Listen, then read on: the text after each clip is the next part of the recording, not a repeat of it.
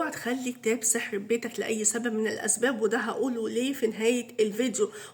بس بعد ما اعرض لكم التجربة المرعبة اللي عاشها البلوجر محمد صلاح بعد ما خلى في شقته كتاب مرعب للجن والعفاريت بصورهم الحقيقية. الكتاب نسخة أصلية خلاه معاه في بيته 3 أيام، بيحلف وبيقسم بالله ان كل كلمة بيقولها حقيقة وما فيهاش ولا كلمة كده.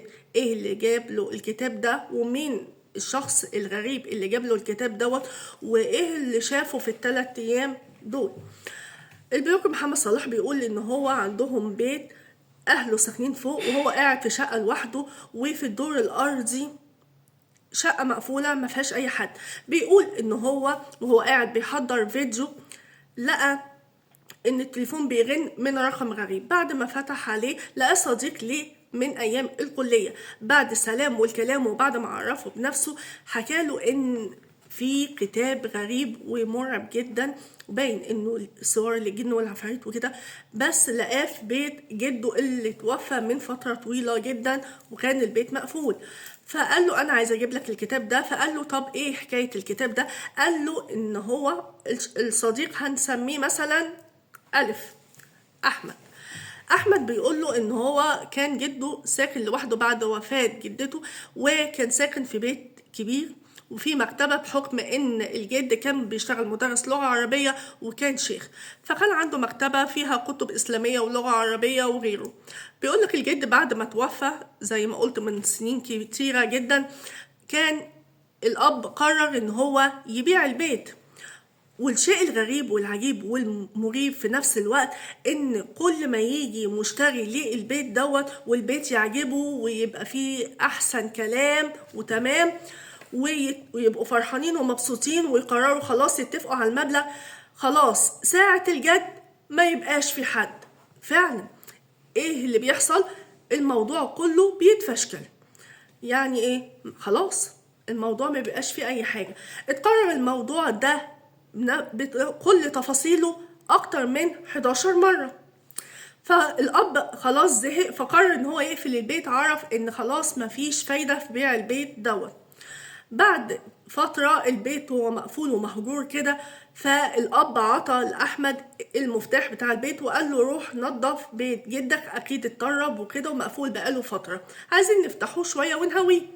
بيقول لك راح ان هو البيت وفعلا كان متطرب جامد جدا، بس قرر ان هو ينظف اوضه جده بالمكتبه اللي فيها لان هي كانت مساحتها كبيره جدا. فقال ان هو لما ينظف الجزء الكبير في البيت ان هو هيبقى كده خلاص، يعني شال هم كبير ويبقى فاضل حاجه بسيطه في البيت. وفعلا لما ابتدى باوضه جده وجاء ناحيه المكتبه فلقى ان فيها كتب كتيره جدا وما ينفعش ان هو ينظفها وهي موجوده في مكانها، فقرر ان هو ينزلها من المكتبه علشان يعرف ينظفها من التراب اللي عليها. بس لفت انتباهه شيء مرعب، لفت انتباهه ان في كتاب متداري ورا الكتب، ان كده حد كان بيخبيه، حد مداريه وحدفه ورا الكتب. لما جابه هو كان الكتاب اللي انتوا شايفينه في ايده ده. الكتاب كان غريب جدا وباين ان هو نسخة قديمة. فطبعا لما الصديق ده قرر ان هو يتصل بيه محمد صلاح ويقول له على كل التفاصيل دي، فمحمد صلاح قال له فيعني ورجاله صورته. فمحمد صلاح اول ما شافه قال ايه ده، النسخة دي أنا شفتها قبل كده، الكتاب ده أنا شفته قبل كده، وهو كتاب العزيف. كتاب العزيف أو ما يطلق عليه كتاب الموت. هو كان اللي ألفه أيام الدولة الأموية، كان رحالة وبعد ما لف البلاد كلها قرر ان هو يستقر في صحراء الربع الخالي بالسعودية. وبيقول كتب في كتابه ان هو لقى يعني انواع كتيره وقابل ناس كتيره جدا من الجن. اسفا قلت ناس، قابل انواع كتيره من الجن لدرجه ان هو رسمهم بالشكل اللي انتوا شايفينه ده بعض الاشكال اللي انا هعرضها، وكتب عنهم حاجات كتيره جدا. فطبعا كان كتاب مرعب جدا وكان مسمينه كتاب الموت او العزيف زي ما قلت لكم. الكتاب ده ايام الدوله الامويه اتحرق تماما، وده بناء على المعلومات اللي بيقولها محمد صلاح، وما بقاش منه غير نسخه واحده بس في مكتبه الفاتيكان في مكان محمي وعليه حراسه شديده جدا.